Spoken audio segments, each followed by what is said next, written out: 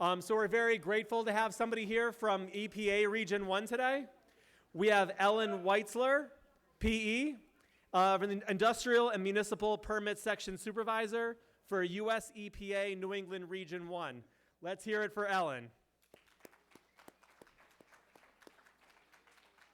It's all right, you just have to click through.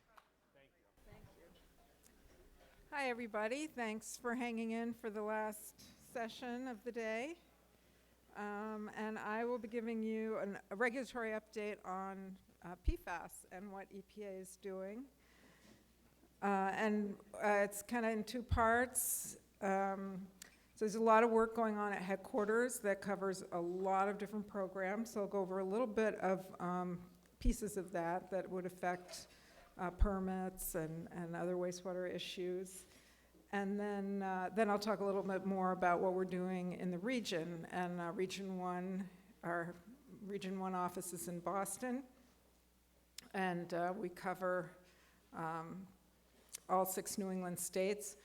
We're a little bit unique among EPA regions in that we issue permits directly for Massachusetts and New Hampshire. And then we oversee permits issued by the other 4 New England states. And I'm just going back once more. So Emily actually brought this up too. EPA does have a strategic roadmap, and I'll be talking about elements of that. And what's nice is PFAS is such a big issue. It's covering all different programs at EPA, and we have a very good website that consolidates all that information. So if you're looking for what's EPA doing about, PFAS and site remediation or, some other program, you'll find it if you just go to EPA's PFAS page, which you can easily find through Googling. And on that page, you'll find a link to this roadmap. So going to the national regulatory update. So we have 3 goals in PFAS regulation and investigation right now. One is to figure out how to control or restrict PFAS from getting into the environment, how to remediate PFAS that's already out on the loose, and then research and how to best identify it, how to treat it, things like that. More specifically, on the restriction side, the idea is to improve understanding of data. As you may know, there are thousands of PFAS chemicals, and how do we discern which are the most important to regulate? Holding polluters accountable, people who are generating and emitting or discharging PFAS. And high priority in this area, of course, is to protect drinking water. On the remediation end, using the tools we have, like the bipartisan infrastructure law, which provides funding to address PFAS in water, and using our permitting regulatory authorities to control PFAS. On the research end, we're advancing the science of PFAS, particularly related to exposures, toxicity, and then also including environmental justice, and also attending things like this where we can learn from the communities and how people are dealing with this. I would say on the national level, EPA, I think it's a little bit late to the game. The states really took the lead, both in New England and elsewhere, and trying to address PFAS as a concern. But we are catching up and providing a lot of resources to help everybody out. And so key actions that we're currently doing. As Emily mentioned, we have enforceable limits for PFAS in drinking water through the new maximum contaminant levels. We're improving PFAS monitoring, and then developing technology-based effluent limits, and I'll get into all of these a little bit further. Developing technology-based PFAS limits for certain industries. Addressing PFAS and Clean Water Act permitting, which is our NIPD's permitting program, and evaluating the risks of PFAS and biosolids.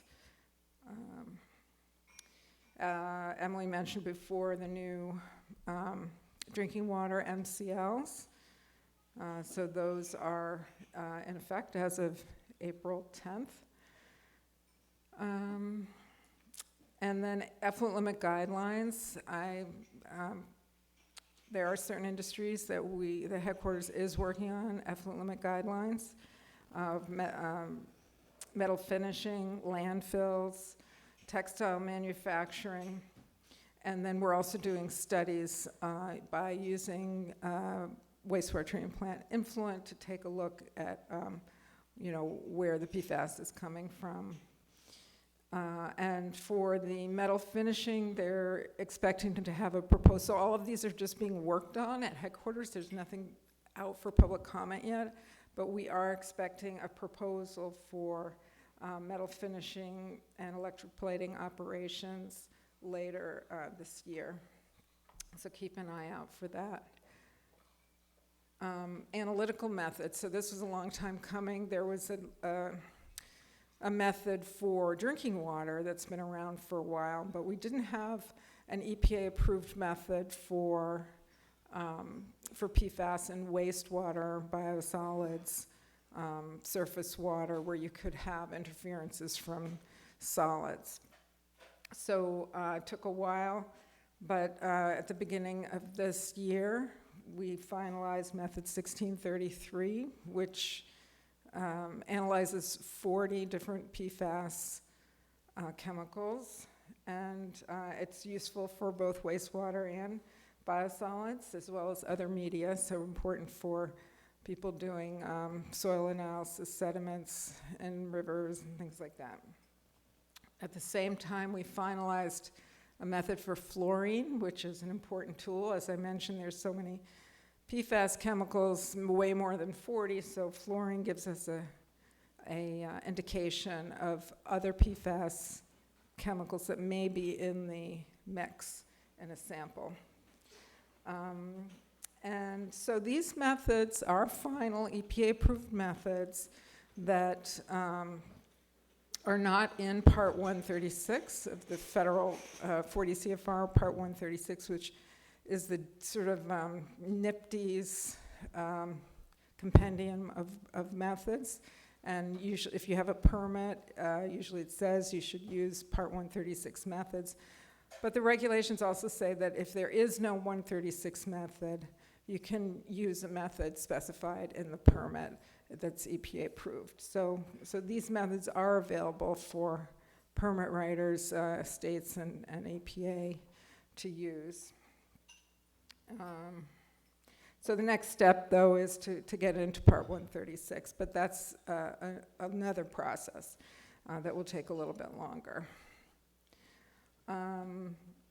There also has been developed some draft criteria for protection of aquatic life in surface water. So these are important for those of you who are familiar with the way we develop NIPD's permits for your wastewater treatment plant effluent.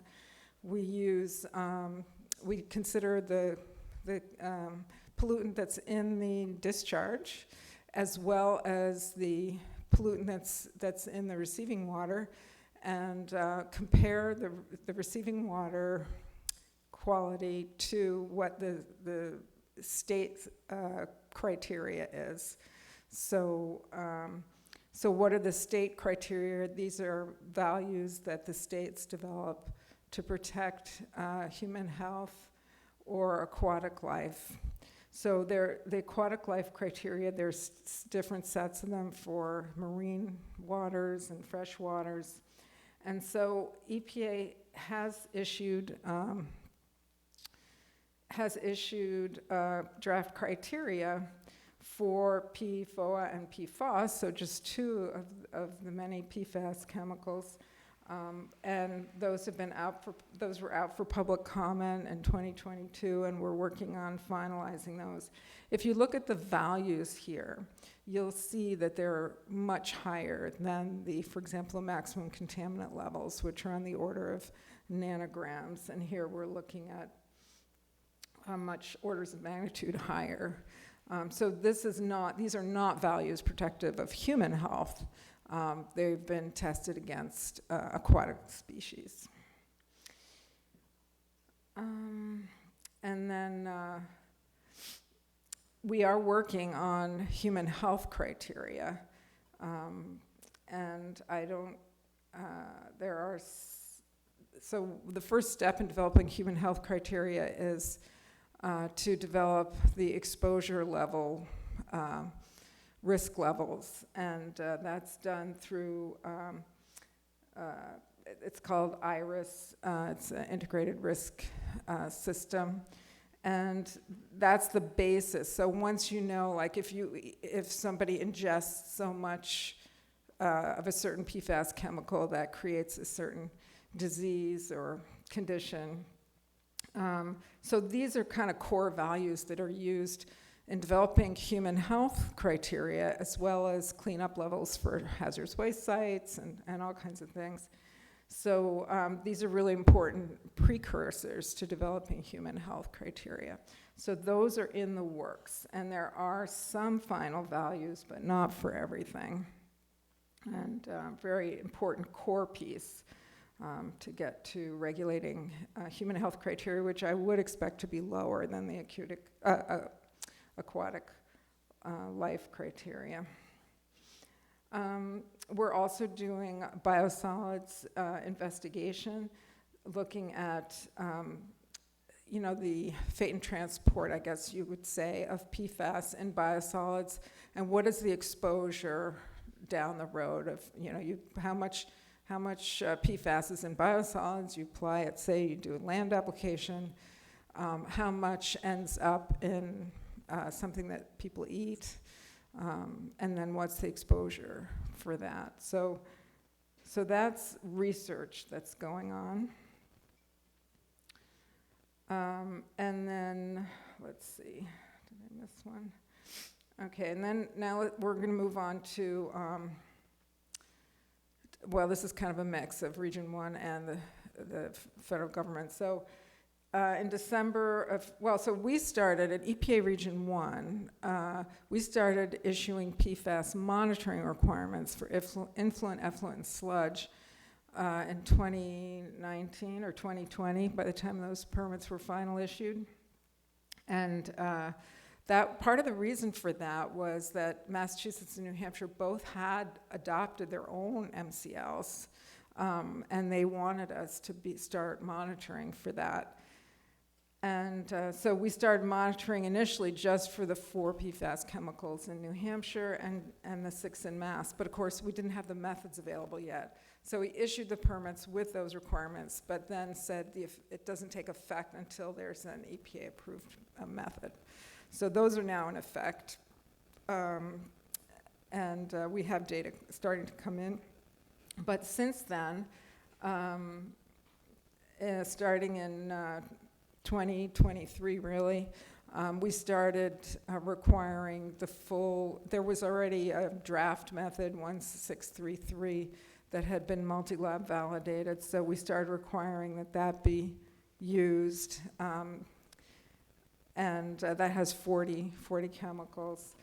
And that came out of a memo from headquarters that was issued in December 2022. So as a direct implementer for Massachusetts and New Hampshire, we do apply the policies that headquarters puts together. So the data is just beginning to come in. And it is available publicly on our website. If you go to echo.gov,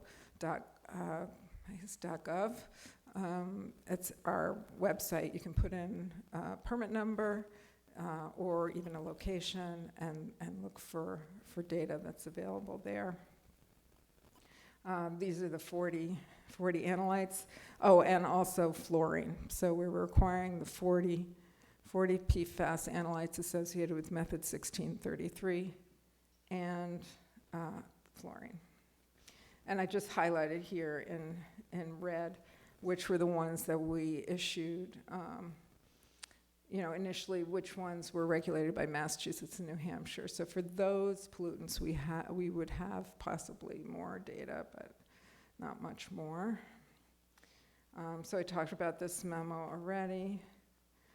So the recommendation from the memo, in addition to influent, effluent, and sludge monitoring for the 1633 constituents, also includes requirements to monitor for PFAS in certain industrial discharges. So not just the influent, effluent, and sludge from the wastewater treatment plant, but also for some of the industrial users in certain industrial categories. Yeah, that's what this really talks about. For wastewater treatment plants, we're requiring quarterly monitoring, or for larger facilities, and semi-annual or annual monitoring for smaller. I think semi-annual is under 1 MGD.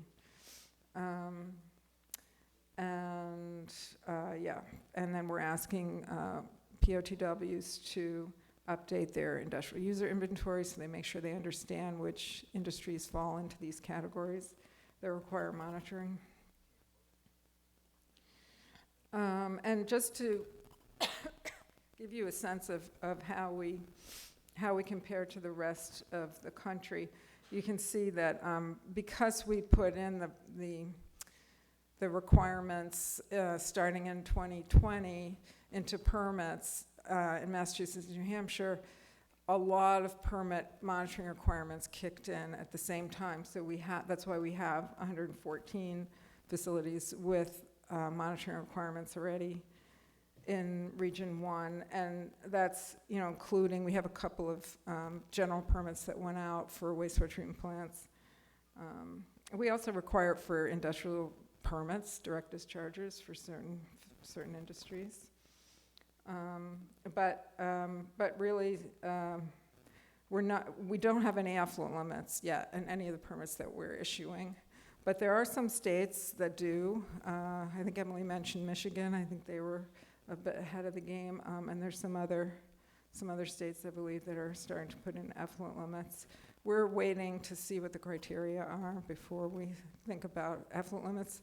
But this monitoring that we're doing, the purpose of it is so that when we reissue the permit, we have the data that we need to evaluate whether there is reasonable potential for the discharge to cause or contribute to a violation of the water quality criteria. So next steps, we're currently working to incorporate, there's some other recommendations in the December 2022 memo, including best management practices to reduce or eliminate discharges of PFAS. There's another approach that we could take if there isn't a criteria that ends up being developed, or say EPA issues recommended criteria, and that's up to the states to adopt those criteria. Once a state adopts it, it's required to be used in a permit. But most states have also a narrative criteria of, we say, no toxics and toxic amounts. So that narrative criteria is also open to interpretation. So you could use EPA's recommendation, or you could use the methodology that EPA provides, and a state could develop their own criteria.